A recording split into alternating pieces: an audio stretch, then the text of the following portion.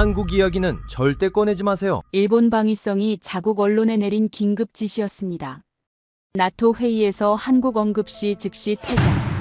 G7에서 한국 방산 의제 나오자 회의 중단 요구. 왜일까요? 일본 예비군 0명, 한국 예비군 300만 명, 일본 방산 수출 20억 달러, 한국 170억 달러. 더 충격적인 건 폴란드가 독일 탱크 대신 한국 K2를 1000대 샀다는 겁니다. 선진국들이 줄줄이 한국 무기를 사는 동안 일본제는 한 대도 팔리지 않았습니다. 이 숫자들을 국민이 알면 안 되기 때문입니다. 2024년 11월 도쿄대 강의실. 전 주일미군 사령부 국장이 72분간 이 모든 걸 폭로했습니다. 일본 최고 엘리트 200명, 완전한 침묵. 80년 전 우리가 지배했던 나라가 지금 그 금지된 진실을 처음 공개합니다. 시청하기 전 구독과 좋아요, 댓글에 대한민국 최고라고 응원해주세요. 안녕하세요. 저는 리처드 톰슨입니다. 주일미군 사령부에서 35년간 동아시아 안보를 분석했죠. 오늘 도쿄대 여러분께 단 하나의 질문을 던지겠습니다. 일본과 한국, 1953년 같은 출발선. 2025년 지금 누가 더 강합니까? 200명이 가득 찬 강의실이 순식간에 술렁이기 시작했습니다. 앞줄에 앉은 사토 켄지, 법학과 수석의 손이 번쩍 올라갔죠. 교수님, 그건 당연히 일본 아닙니까? 그의 확신에 찬 목소리가 제 말을 끊었습니다. 저는 사토를 바라봤어요. 25살 검은 뿔테 안경 너머로 보이는 날카로운 눈빛. 아버지가 미쓰비시 중공업 임원이라는 걸 알고 있었죠. 할아버지는 전 방위성 사무차관이었고요. 이 강의실에서 가장 자신감 넘치는 학생이었습니다. 사토 씨, 이유를 설명해 주시겠어요? 제 질문에 사토가 노트북을 펼쳤습니다. 우선 경제 규모부터 보죠. 일본 GDP 4조 2천억 달러, 한국은 1조 7천억 달러입니다. 2배 이상 차이나요. 사토의 손가락이 키보드 위에서 빠르게 움직였어요. 기술력은 어떻습니까? 노벨상 수상자 일본 29명, 한국 2명입니다. 과학기술 분야에서 일본이 압도적이죠. 그의 목소리에 힘이 실렸습니다. 도요타, 소니, 파나소닉, 미쓰비시. 세계적 기업들이 모두 일본 기업 아닙니까? 강의실 곳곳에서 고개를 끄덕이는 학생들이 보였습니다. 사토 옆에 앉은 에리카가 작게 웃으며 메모를 했어요.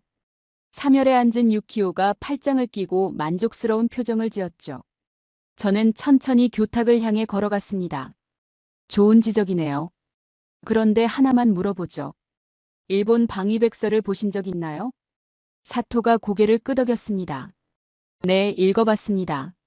저는 칠판에 숫자를 적었어요. 한국 분석 30페이지. 그리고 그 아래 북한 분석 5페이지. 왜 한국이 북한보다 6배나 많을까요? 강의실이 조용해졌습니다. 사토가 잠시 생각하더니 답했어요. 한국은 미국의 중요한 동맹국이니까요.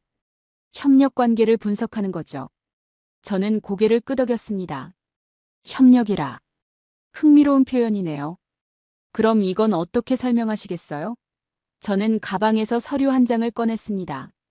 2023년 11월 일본 방위성 내부 회의록입니다. 제목이 뭔지 아세요? 한국 군사력 비교 관련 언론 대응 지침. 강의실 공기가 달라지는 게 느껴졌어요. 사토의 표정이 굳어졌습니다. 저는 서류를 들어 올렸어요. 여기 명확하게 적혀 있습니다. 한일 군사력 직접 비교 시 신중한 대응 필요. 국민 여론 자극 우려. 왜 방위성은 자국민이 한국과 비교하는 걸 우려했을까요? 에리카가 펜을 내려놓았습니다. 유키오의 팔짱이 풀렸죠. 교수님, 그건 외교적 고려 아닙니까? 뒷줄에서 한 남학생이 손을 들었어요. 동맹국끼리 비교하면 관계가 나빠질 수 있잖아요. 저는 그 학생을 바라봤습니다. 좋은 지적이에요. 그런데 미국과 일본은 비교해도 되나요? 학생이 고개를 끄덕였죠.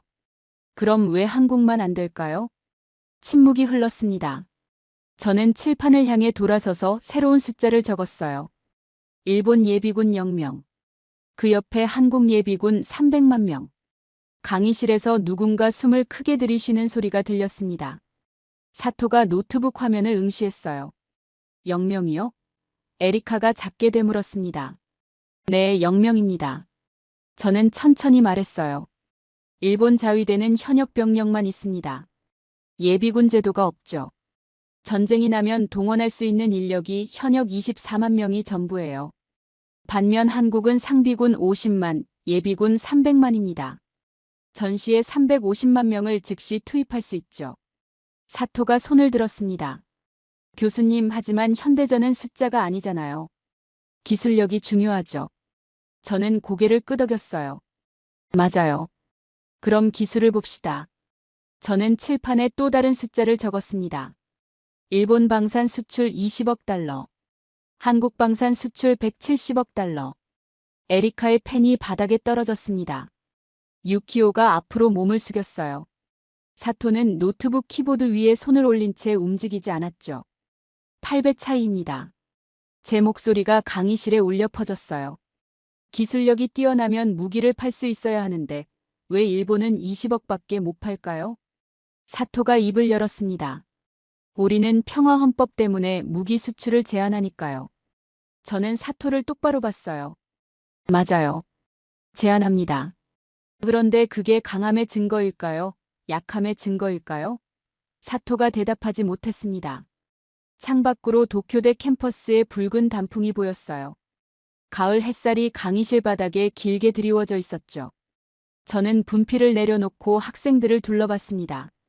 여러분, 오늘은 여기까지 하겠습니다.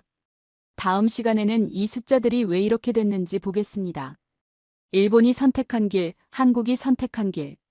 그리고 그 선택이 만든 결과를요. 학생들이 천천히 자리에서 일어났습니다. 사토는 노트북을 덮지 못한 채 화면만 바라보고 있었어요. 뒷자리에 앉아있던 한국 교환학생이 조용히 가방을 챙겼습니다. 그는 한마디도 하지 않았지만 강의실을 나가는 일본 학생들의 시선이 잠깐씩 그를 향했죠. 저는 서류를 정리하며 생각했습니다. 이제 시작이라고. 일주일이 지났습니다. 강의실 문을 열고 들어서는 순간 분위기가 달라진 게 느껴졌어요. 지난 시간보다 학생이 더 많았습니다. 230명쯤 됐죠. 복도에 서 있는 학생들도 보였고요. 사토 켄지는 여전히 앞줄에 앉아 있었지만 표정이 달랐습니다. 자신감 대신 긴장감이 역력했어요. 저는 가방을 내려놓고 학생들을 둘러봤습니다. 오늘은 숫자 하나를 보겠습니다.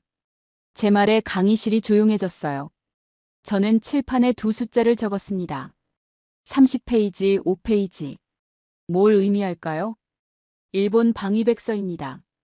제가 설명했어요. 한국 군사력 분석이 30페이지, 북한 군사력 분석이 5페이지죠.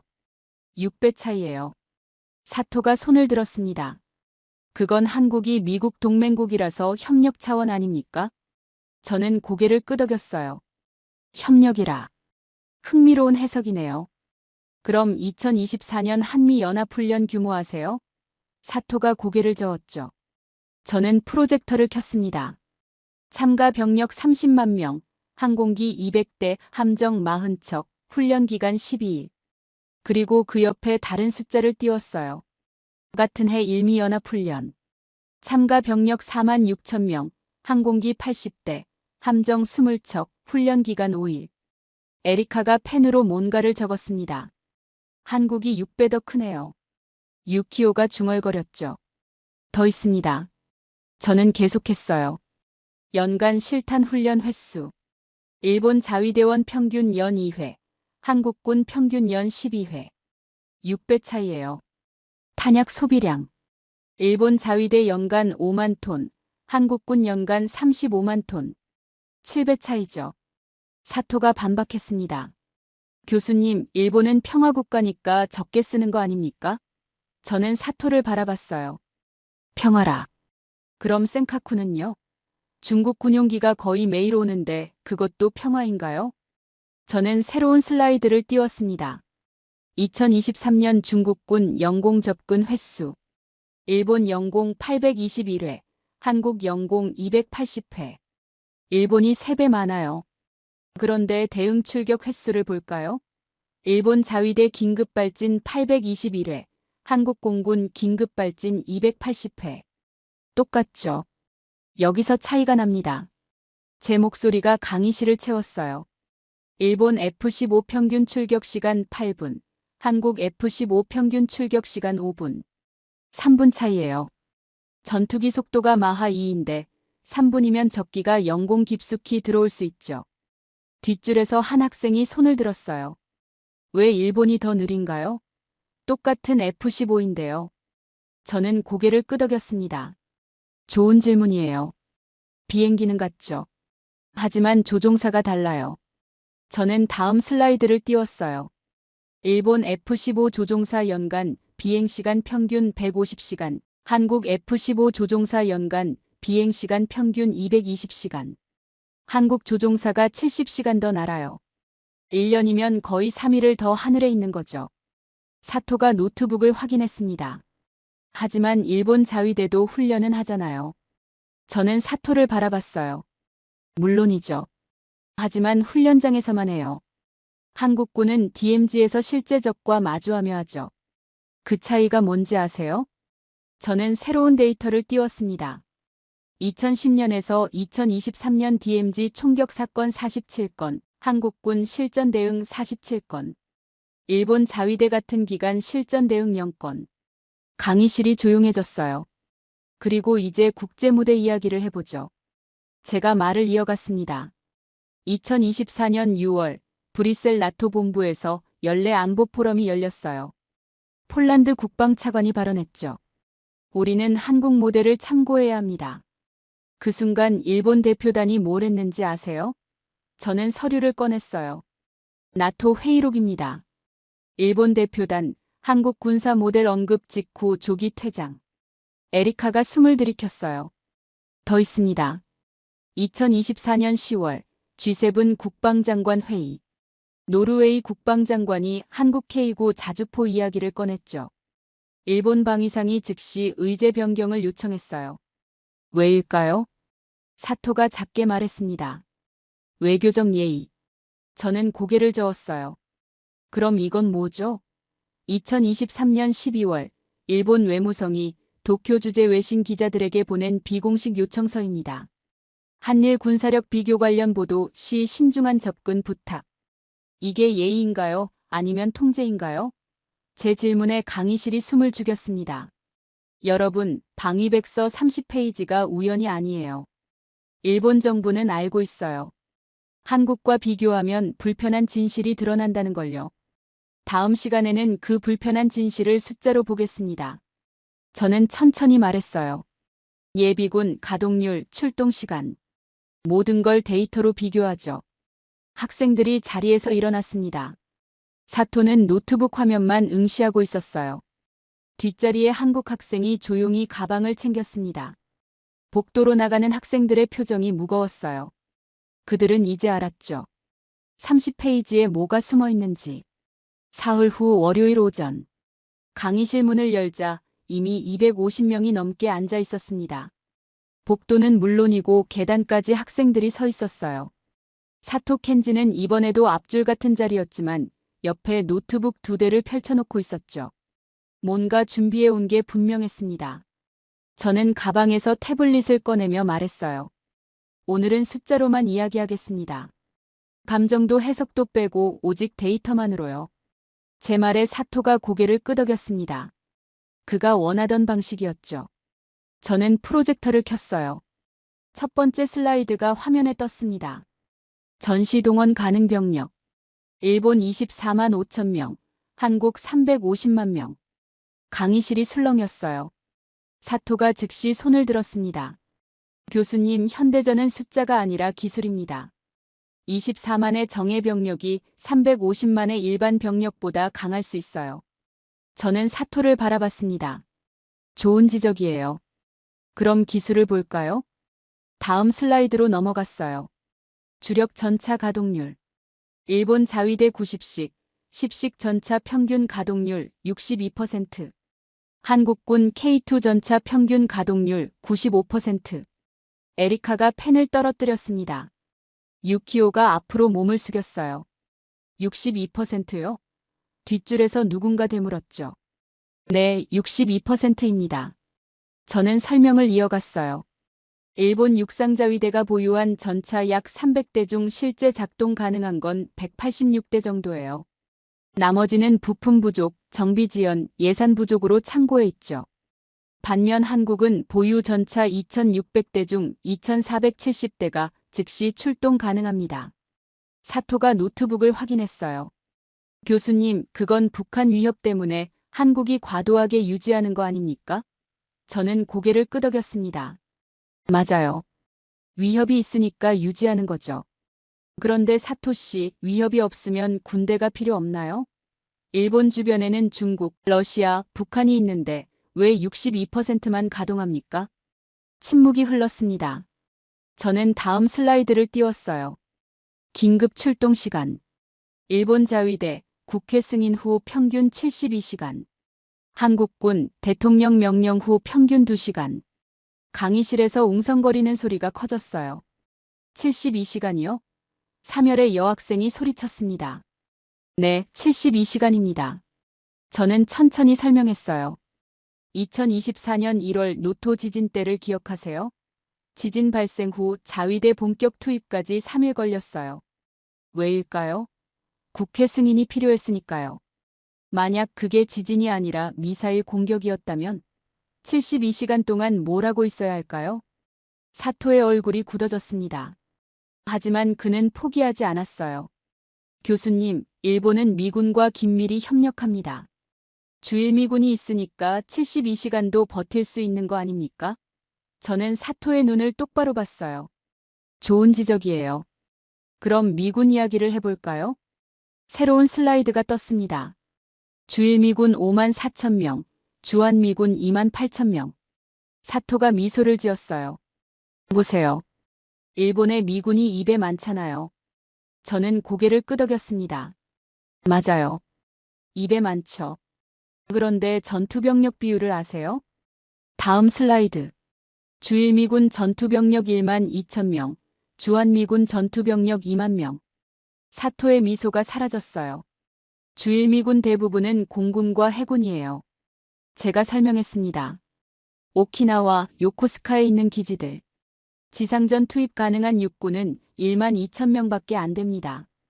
반면 주한미군은 2만 명이 지상 전투병력이죠. 유키오가 손을 들었습니다. 하지만 공군, 해군도 중요하잖아요. 저는 유키오를 바라봤어요. 물론이죠. 그런데 중국군이 센카쿠에 상륙하면 공군으로 막나요? 육군으로 막나요? 유키오가 대답하지 못했습니다. 더 있습니다. 저는 계속했어요. 탄약 비축량. 일본 자위대, 전시 소모량 기준 평균 2주분 비축. 한국군, 평균 6개월분 비축. 사토가 노트북 화면을 내려다봤어요. 2주요? 에리카가 작게 되물었죠. 네, 2주입니다. 제 목소리가 강의실을 채웠어요. 전쟁이 터지면 일본은 2주치 탄약을 쏘고 나면 미국 보급을 기다려야 해요. 그 사이에 적이 기다려줄까요? 반면 한국은 6개월간 혼자 싸울 수 있죠. 미국이 오든 안 오든요. 강의실이 숨을 죽였습니다. 저는 마지막 슬라이드를 띄웠어요. 연간 실탄 사격 훈련 횟수. 일본 자위대원 평균 연 2회, 한국군 평균 연 12회. 6배 차이였습니다. 사토가 작게 말했어요. 실탄이 비싸니까. 저는 사토를 바라봤습니다. 맞아요. 비싸죠. 그래서 안 쏘는 거예요. 그런데 전쟁은 연습장이 아니에요. 실탄을 처음 쏴보는 병사와 1년에 12번 쏴본 병사. 누가 살아남을까요? 사토가 입을 다물었습니다.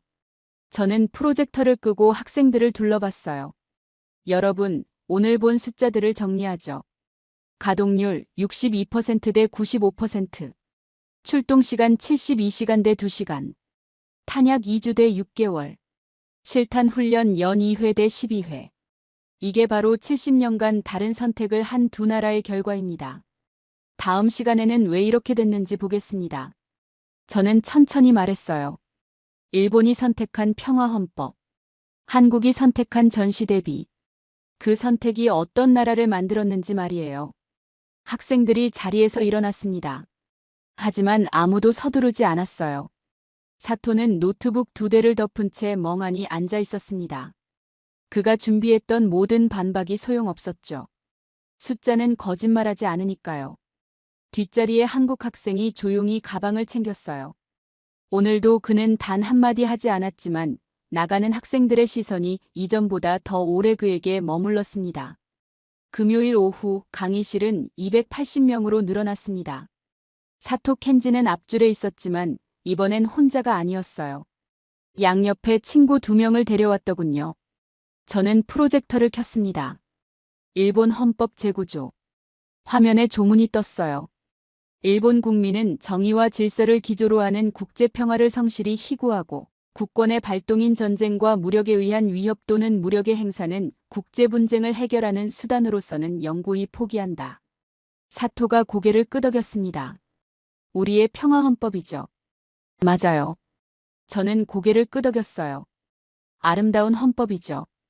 그런데 오늘은 이 헌법이 실제로 어떻게 작동하는지 보겠습니다. 제 말에 강의실이 조용해졌죠. 2011년 3월 11일 오후 2시 46분. 저는 날짜를 띄웠어요. 동일본 대지진. 규모 9.0. 쓰나미. 사망자 1만 5천 명. 모두 기억하시죠? 학생들이 고개를 끄덕였습니다. 자위대 최초 출동 시각. 오후 6시. 3시간 반이 걸렸어요. 왜 그렇게 오래 걸렸나요? 뒷줄에서 누군가 물었습니다. 저는 슬라이드를 넘겼어요. 국회 승인 절차.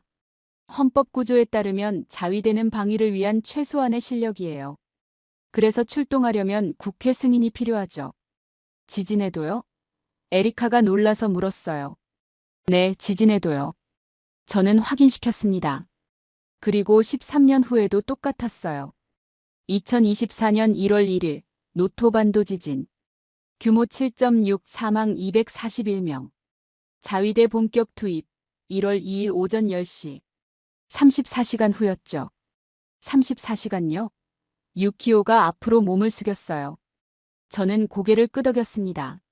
설날이라 국회의원 소집에 시간이 걸렸거든요. 그 사이 무너진 건물에 갇힌 사람들이 있었죠. 추위 속에서 구조를 기다리면서요.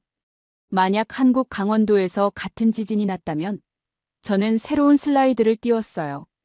T30분, 인근 부대 예비군 자동 소집. T1시간, 군 헬기 50대 출동. T3시간, 야전병원 5개 설치. T6시간, 중장비 투입 완료. 국회 승인 필요 없이 즉시 실행이죠. 사토가 손을 들었습니다. 교수님, 하지만 평화헌법은 일본의 자랑 아닙니까? 70년간 전쟁 안 했잖아요. 저는 사토를 바라봤어요. 평화는 좋은 거예요. 그런데 지진이 평화헌법 읽어줍니까? 저는 다음 사례로 넘어갔습니다. 2023년 8월 15일 센카쿠 제도 상공. 중국 Su-30 전투기 4대가 일본 영공을 침범했어요. 17분간 머물렀죠. 일본 F-15 6대가 긴급 발진했습니다.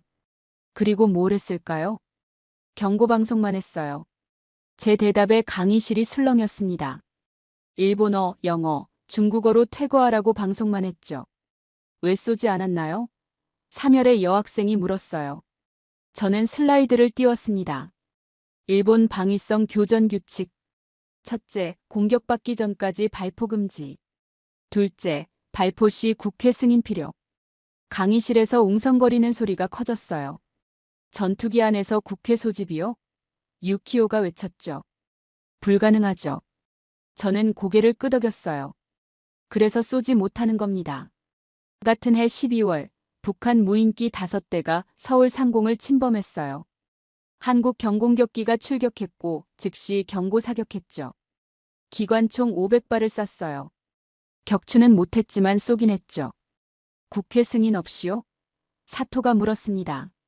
네, 현장 지휘관 판단으로요. 제가 답했어요. 한국 조종사는 총을 쏠 수 있고 일본 조종사는 총을 쏠 수 없어요. 그게 차이죠. 사토의 친구가 손을 들었어요. 그럼 일본 자위대는 실탄장전도 안 하나요? 저는 고개를 저었습니다. 훈련 때만 해요. 평시엔 탄창 빈 채로 근무하죠. 반면 한국 GOP 병사는 24시간 실탄 장전하고 근무해요. 저는 마지막 슬라이드를 띄웠어요. 1945년 이후 실전 경험. 일본 자위대 영회, 한국군 수천회. DMZ 총격전, 연평도 포격, 천안함, 서해교전. 한국군은 실전을 알아요. 적이 쏘면 어떻게 되는지, 내가 쏘면 어떻게 되는지요. 사토가 자리에서 일어났습니다. 교수님, 하지만 평화를 지키는 것도 중요하잖아요. 우리는 무력으로 문제를 해결하지 않는 나라예요. 그의 목소리에 힘이 실렸어요. 저는 사토를 조용히 바라봤습니다. 사토 씨, 평화는 이상이에요. 하지만 생존은 현실이죠. 지진 때 34시간 기다리는 건 평화가 아니라 무능이에요. 센카쿠에서 경고만 하는 건 평화가 아니라 무력함이죠. 사토가 천천히 앉았습니다. 저는 학생들을 둘러봤어요. 다음 시간에는 이 차이가 국제무기 시장에서 어떻게 나타나는지 보겠습니다. 실전 검증이 뭘 의미하는지 말이에요. 학생들이 자리에서 일어났습니다. 사토는 친구들과 뭔가 이야기했지만 목소리가 작았어요. 뒷자리에 한국 학생이 가방을 챙기는 동안 강의실을 나가는 학생들의 얼굴이 무거웠습니다. 평화의 대가가 뭔지 오늘 그들은 조금 알게 된 것 같았어요. 월요일 오전 강의실은 이제 300명이 넘었습니다. 사토 켄지는 앞줄에 앉아 있었지만 이번엔 노트북을 펼치지 않았어요. 저는 칠판에 큰 숫자를 적었습니다. 550억 달러. 이게 뭘까요? 일본 2024년 방위비입니다. 제가 설명했어요. 그리고 그 옆에 450억 달러. 한국 2024년 국방비죠. 일본이 100억 달러 더 많이 써요. 사토가 고개를 들었습니다. 그럼 일본이 더 강한 거 아닙니까? 좋은 질문이에요. 저는 프로젝터를 켰습니다. 그럼 그 돈으로 뭘 샀는지 볼까요? 첫 번째 슬라이드. 보유 전차. 일본 300대, 한국 2600대. 에리카가 숨을 들이켰어요. 8배 차이요? 다음 슬라이드. 자주포. 일본 200문, 한국 1700문. 군함. 일본 47척, 한국 120척. 유키오가 앞으로 몸을 숙였죠. 돈은 더 많이 쓰는데 무기는 더 적네요. 정확해요. 저는 고개를 끄덕였습니다. 일본은 550억 달러로 300대 전차를 유지해요. 한국은 450억 달러로 2600대를 유지하죠. 한 달러당 효율성이 완전히 다른 겁니다. 왜 그럴까요? 뒷줄에서 한 학생이 물었어요. 저는 새로운 슬라이드를 띄웠습니다. 무기 조달 방식. 일본은 100% 수입 또는 라이선스 생산, 한국은 80% 자체 개발 및 생산. 예를 들어볼까요? 제가 설명했어요. 일본 F-35 전투기 1대 가격 1억 5천만 달러. 한국 F-35 같은 기종 1억 2천만 달러. 같은 비행기인데 왜 3천만 달러 차이 날까요? 사토가 손을 들었습니다. 일본이 더 비싼 옵션을 넣었겠죠. 저는 고개를 저었어요. 아니요. 일본은 미국에서 완제품을 사요. 한국은 기체는 사고 부품 일부를 자체 생산하죠. 그래서 싸요. 다음 슬라이드. K2 전차 개발 비용. 총 23억 달러, 10년 개발, 현재 생산 단가 대당 780만 달러. 일본 10식 전차. 개발 비용 없음, 수입 단가 대당 950만 달러. 일본은 개발 안 하니까 개발비는 안 들죠. 제가 말했어요. 하지만 영원히 비싼 값 주고 사야 해요. 한국은 개발비 들였지만 이제 싸게 만들어요. 심지어 수출까지 하죠. 저는 결정적 슬라이드를 띄웠습니다. 망산 수출액. 일본 20억 달러, 한국 170억 달러. 방위비 대비 회수율. 일본 3.6%, 한국 37.8%. 강의실이 조용해졌어요. 일본은 550억 쓰고 20억 벌어요. 제 목소리가 강의실을 채웠습니다. 한국은 450억 쓰고 170억 벌어요. 순손실이 일본 530억, 한국 280억. 한국이 250억 달러를 덜 부담하는 거죠. 사토의 친구가 반박했습니다. 하지만 우리는 평화헌법 때문에 수출을 못하잖아요. 저는 그 학생을 바라봤어요. 맞아요. 못하죠. 그런데 그게 효율성 낮은 걸 정당화하나요? 저는 마지막 데이터를 띄웠습니다. 한 달러당 전투력 지수. 일본 0.54, 한국 2.9. 한국이 5배 효율적이에요. 같은 돈으로 5배 많은 전력을 만드는 겁니다. 왜 이런 차이가 날까요? 제가 물었습니다. 첫째, 자체 생산. 한국은 전차, 자주포, 군함을 만들어요. 일본은 사오죠. 둘째, 실전 배치. 한국은 만든 무기를 DMZ에 배치해요. 일본은 창고에 보관하죠. 셋째, 수출. 한국은 만든 무기를 팔아요. 일본은 못 팔죠. 결과는 명확합니다. 저는 학생들을 둘러봤어요. 돈 많이 쓴다고 강한 게 아니에요. 얼마나 효율적으로 쓰느냐가 중요하죠. 일본은 550억으로 약한 군대를 유지해요. 한국은 450억으로 강한 군대를 만들죠. 다음 시간엔 그 강한 군대가 국제시장에서 어떻게 평가받는지 보겠습니다. 저는 천천히 말했어요. 폴란드가 왜 한국 무기를 1000대나 샀는지 말이에요. 학생들이 자리에서 일어났습니다. 사토는 한참 동안 앉아 있었어요. 550억. 그 숫자가 이제 자랑이 아니라 부끄러움으로 느껴지는 것 같았습니다. 수요일 오후 강의실은 이제 통제가 필요한 수준이었습니다. 320명이 넘는 학생들과 교직원, 심지어 다른 학과 교수들까지 와 있었어요. 사토 켄지는 여전히 앞줄이었지만 이번엔 혼자였습니다. 양옆 친구들이 오지 않았더군요. 저는 프로젝터를 켰어요. 2022년 2월 24일. 화면에 날짜가 떴습니다. 러시아가 우크라이나를 침공한 날이죠. 그리고 그날 폴란드 국방부는 긴급 회의를 소집했어요. 주제는 하나. 탱크가 필요하다. 폴란드는 러시아와 국경을 맞대고 있습니다. 제가 설명했어요. 우크라이나가 무너지면 다음은 자기들이라는 걸 알았죠. 그래서 즉시 무기 도입을 결정했어요. 얼마나 급했는지 아세요? 국방장관이 직접 각국 대사관을 돌아다녔어요. 저는 슬라이드를 넘겼습니다. 후보 3개국. 독일 레오파르트 2, 미국 M1 에이브람스, 한국 K2 흑표. 사토가 고개를 들었어요. 당연히 독일이나 미국을 선택했겠죠? 그의 목소리는 이전과 달리 힘이 없었습니다. 저는 새로운 슬라이드를 띄웠어요. 폴란드의 선택. 한국 K2 전차 1000대. 계약 금액 147억 달러. 에리카가 숨을 들이켰어요. 1000대요? 유키오가 되물었죠. 네, 1000대입니다. 저는 확인시켜줬어요. 역사상 단일 계약으로는 최대 규모죠. 그런데 왜 한국을 선택했을까요? 사토가 작게 말했습니다. 가격이 쌌겠죠. 저는 고개를 저었어요. K2가 제일 비쌌어요. 다음 슬라이드가 떴습니다. 가격 비교. 독일 레오파르트 2 대당 650만 달러, 미국 M1 대당 890만 달러, 한국 K2 대당 780만 달러. K2가 독일보다 20% 비싸요. 제 말에 강의실이 술렁였습니다. 그럼 왜요? 뒷줄에서 누군가 물었어요. 저는 새로운 슬라이드를 띄웠습니다. 납기 비교. 독일 24개월, 미국 36개월, 한국 6개월.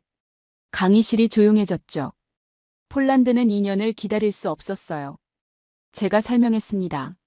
러시아가 우크라이나 끝내고 다음 목표 정하는데 얼마나 걸릴까요? 6개월이면 K2가 폴란드 땅에 도착해요. 훈련하고 배치하고 방어선 구축할 수 있죠. 사토가 손을 들었습니다. 하지만 독일 탱크가 성능은 더 좋지 않습니까? 저는 사토를 바라봤어요. 성능이요? 어떤 성능을 말하는 건가요? 사토가 대답하지 못했습니다. 저는 다음 슬라이드를 넘겼어요. 2023년 2월 우크라이나 동부전선. 폴란드가 받은 K2 전차 180대가 우크라이나군에 인도됐습니다. 실전 투입이에요. 에리카가 펜으로 뭔가를 적었죠. 3개월간의 전투 데이터입니다. 제 목소리가 강의실을 채웠어요. K2 전차 vs 러시아 T-90 전차 교전 27회. K2 피격 12회, 격파 0대. T90 격파 19대. 유키오가 앞으로 몸을 숙였습니다. 한 대도 안 부서졌어요? 3열의 여학생이 물었어요. 저는 고개를 끄덕였습니다. 피격은 당했지만 격파는 안 됐어요. 복합장갑과 능동방어 시스템이 막아냈죠. 그리고 이 데이터를 본 폴란드가 뭘 했는지 아세요? 저는 슬라이드를 넘겼어요. 2023년 8월 추가 계약. K2 전차 500대 더 주문. 사토의 얼굴이 창백해졌습니다. 실전 검증입니다. 제가 강조했어요. 독일 레오파르트 2는 1979년 배치 이후 실전 경험 거의 없어요. 미국 M1은 중동에서 싸웠지만 상대가 약했죠. 하지만 K2는 지금 이 순간 러시아 최신 탱크와 싸워서 이기고 있어요. 사토가 작게 말했습니다. 일본은 우리는 평화국가라. 저는 사토를 조용히 바라봤어요. 평화국가는 좋은 거예요. 그런데 폴란드도 평화를 원해요. 그래서 강한 무기를 사는 거죠. 박물관 무기가 아니라 전쟁터에서 증명된 무기를요.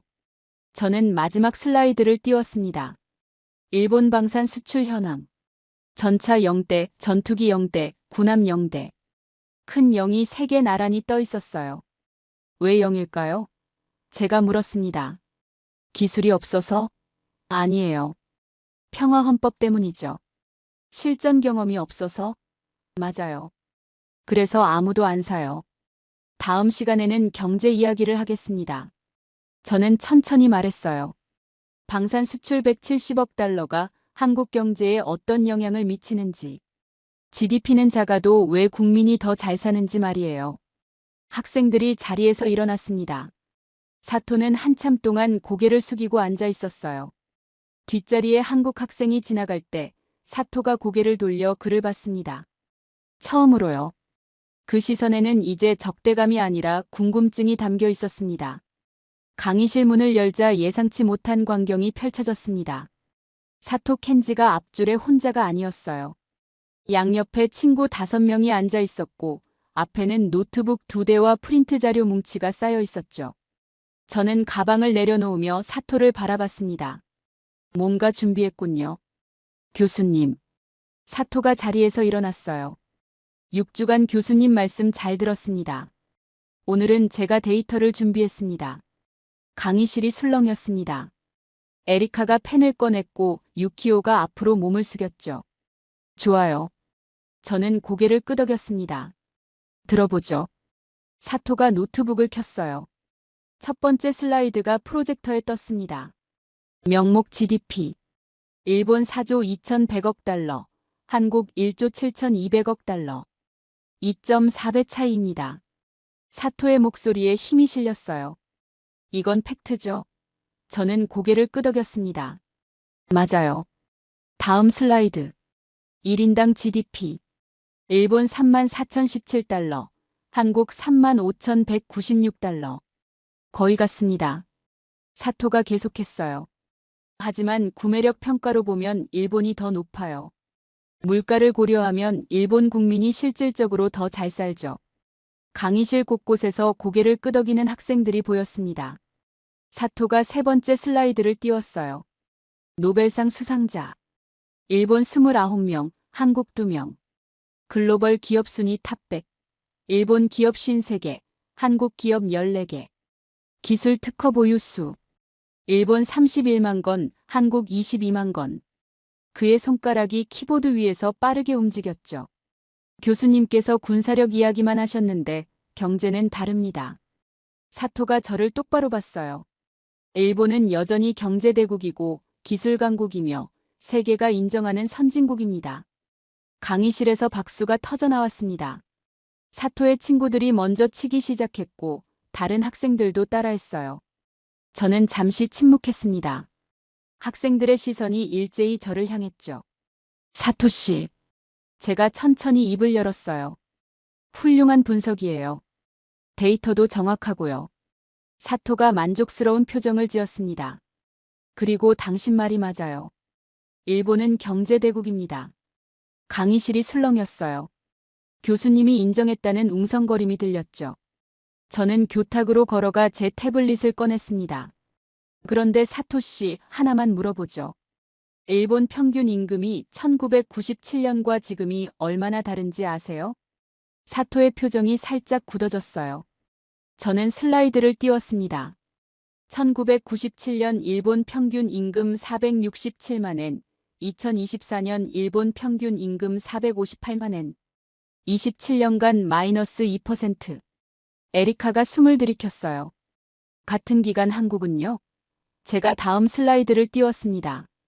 1997년 평균 임금 2,200만 원, 2024년 평균 임금 4,200만 원, 27년간 플러스 91%. 거의 2배가 됐어요. 강의실이 조용해졌습니다. 사토가 손을 들었어요. 하지만 물가를. 제가 고개를 저었습니다. 물가 감안해도 마찬가지예요. 일본은 임금이 30년째 정체되어 있어요. GDP는 세계 4위인데 왜 국민 주머니는 안 불어날까요? 저는 새로운 슬라이드를 띄웠어요. 청년 실업률. 일본 4.1%, 한국 6.3%. 사토가 고개를 들었죠. 보세요, 일본이 낮잖아요. 저는 고개를 끄덕였습니다. 맞아요. 그런데 일본 청년들 평균 초봉하세요? 연 240만 엔. 한국은 3,600만 원, 약 360만 엔이에요.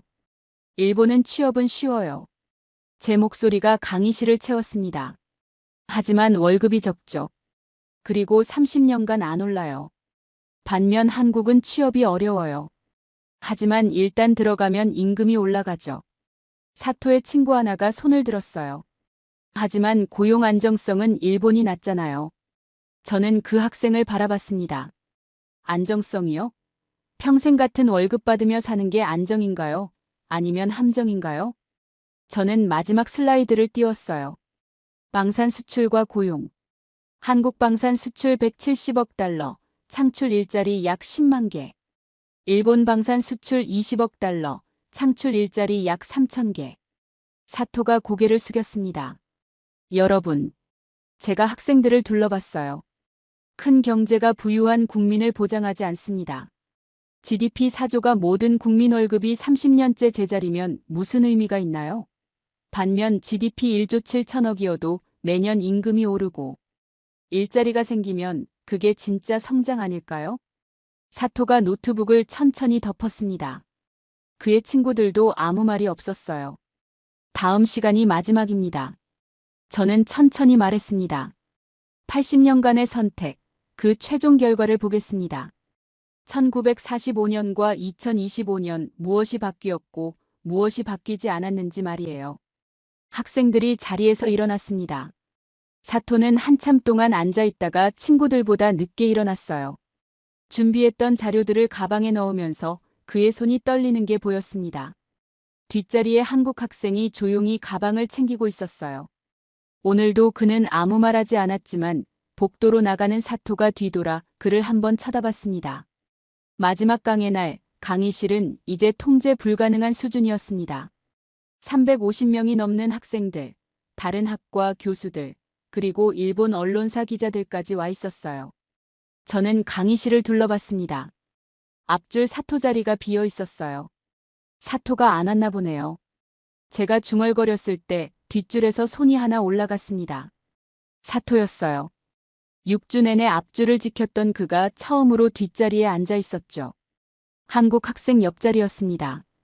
저는 프로젝터를 켰어요. 1945년 8월 15일. 화면에 날짜가 떴습니다. 일본 제국이 항복한 날이죠. 그날 이후 80년이 지났어요. 두 나라가 완전히 다른 선택을 했고 지금 완전히 다른 곳에 서 있습니다. 첫 번째 슬라이드. 1945년 일본은 아시아 최강 제국, 항공모함 25척, 전투기 1만 대, 군인 700만 명. 1945년 한국은 식민지, 군대 없음, 무기 없음, 주권 없음. 에리카가 고개를 끄덕였어요. 당연한 출발선이었죠. 저는 다음 슬라이드를 띄웠습니다. 2025년 일본은 전차 가동률 62%, 예비군 0명, 방산 수출 20억 달러, 실전 경험 0. 2025년 한국은 전차 가동률 95%, 예비군 300만 명, 방산 수출 170억 달러, 실전 경험 80년. 강의실이 조용해졌습니다. 80년 만에 역전됐어요. 제 목소리가 울려 퍼졌습니다. 지배하던 나라가 지배받던 나라보다 약해졌죠. 어떻게 이런 일이 가능했을까요? 유키오가 조심스럽게 손을 들었어요. 한국이 더 열심히 했으니까요. 저는 고개를 저었습니다. 열심히의 문제가 아니에요. 저는 설명했습니다. 선택의 문제죠. 일본은 1945년 평화를 선택했어요. 헌법 구조, 전력 포기, 미국 의존. 아름다운 선택이었죠. 반면 한국은 1953년 생존을 선택했어요. 독자 국방, 상비군, 전시 대비. 절박한 선택이었죠. 저는 새로운 슬라이드를 띄웠어요. 평화의 대가. 총 못 쏘는 군대, 국회 승인 72시간, 무기 수출 불가능, 동맹 의존. 그리고 그 옆에 생존의 대가. 청년 2년 복무, 예비군 평생 훈련, 국방비 부담, 긴장 속 생활. 어느 쪽이 옳았을까요? 제가 물었습니다. 강의실이 숨을 죽였어요. 정답은 없어요. 저는 천천히 말했습니다. 다만 결과는 명확하죠. 일본은 평화로웠지만 스스로를 지킬 힘을 잃었어요. 한국은 힘들었지만 누구도 함부로 못 건드리는 나라가 됐죠. 사토가 손을 들었습니다. 교수님. 그의 목소리가 떨렸어요. 그럼 일본은 잘못 선택한 건가요? 저는 사토를 바라봤습니다. 잘못이 아니에요. 다만 모든 선택엔 대가가 있다는 거죠. 평화를 선택하면 힘을 포기하는 거고 힘을 선택하면 평화를 포기하는 겁니다. 저는 마지막 슬라이드를 띄웠어요. 화면에 한 문장만 떴습니다. 역사는 선택을 기억한다. 80년 전 어떤 나라가 어떤 나라를 지배했는지는 이제 중요하지 않아요.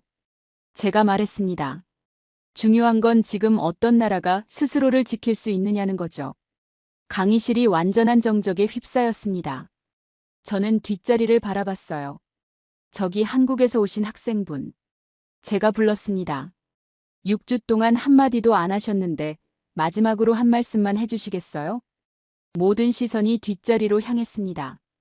한국 학생이 천천히 자리에서 일어났어요. 사토가 그를 올려다봤죠. 한국 학생은 잠시 망설이다가 입을 열었습니다. 80년 전 제 할아버지는 일본군이었습니다. 그의 목소리가 강의실을 채웠어요. 지금 저는 한국군이었죠. 그게 전부입니다. 그는 천천히 앉으려다가 다시 말을 이었어요. 하나만 더 말씀드리겠습니다. 제 아버지는 30년간 예비군 훈련을 받으셨어요. 매년 빠지지 않고요. 그게 우리 가족의 선택이었습니다. 강의실이 얼어붙었어요. 에리카가 펜을 쥔 채 움직이지 않았고 유키오가 고개를 숙였죠. 사토가 천천히 자리에서 일어났습니다. 그는 한국 학생 앞에 섰어요. 두 사람이 눈을 마주쳤습니다. 한 가지만 물어봐도 될까요? 사토의 목소리가 작았어요. 한국 학생이 고개를 끄덕였죠. 당신은 우리를 미워하십니까? 강의실이 더 조용해졌습니다. 한국 학생이 잠시 생각하더니 대답했어요. 아니요. 미워하지 않습니다. 다만 기억할 뿐이죠. 사토가 목소리를 낮췄습니다. 배우고 싶습니다. 당신 나라가 어떻게 그 선택을 했는지. 한국 학생이 작게 미소 지었어요. 언제든지요. 사토가 깊게 고개를 숙였습니다. 말없이 오래. 한국 학생도 고개를 숙여 답례했어요. 사토가 손을 내밀었습니다. 한국 학생이 그 손을 잡았죠. 악수는 길었어요. 두 사람의 손이 떨리고 있었습니다. 여러분 수고하셨습니다. 제가 조용히 말했습니다. 학생들이 하나둘 자리에서 일어났지만 아무도 박수치지 않았어요. 그저 조용히 무거운 발걸음으로 강의실을 나갔습니다. 복도에서 사토와 한국 학생이 함께 걸어가는 모습이 보였어요. 두 사람은 뭔가 이야기하고 있었습니다. 사토가 노트북 가방을 메고 한국 학생이 고개를 끄덕이며 대답하고 있었죠. 저는 창밖을 바라봤어요. 도쿄대 캠퍼스에 겨울 해가 지고 있었습니다. 80년 전 이 땅에서 시작된 이야기가 오늘 이 강의실에서 새로운 장을 열었습니다. 지배와 피지배가 아니라 선택과 결과로. 증오가 아니라 이해와 존중으로. 강의실 불을 끄며 저는 생각했습니다. 역사는 반복되지 않는다고요. 다만 선택은 반복되죠. 그리고 그 선택이 다시 역사를 만들어갑니다. 끝까지 시청해주셔서 감사합니다.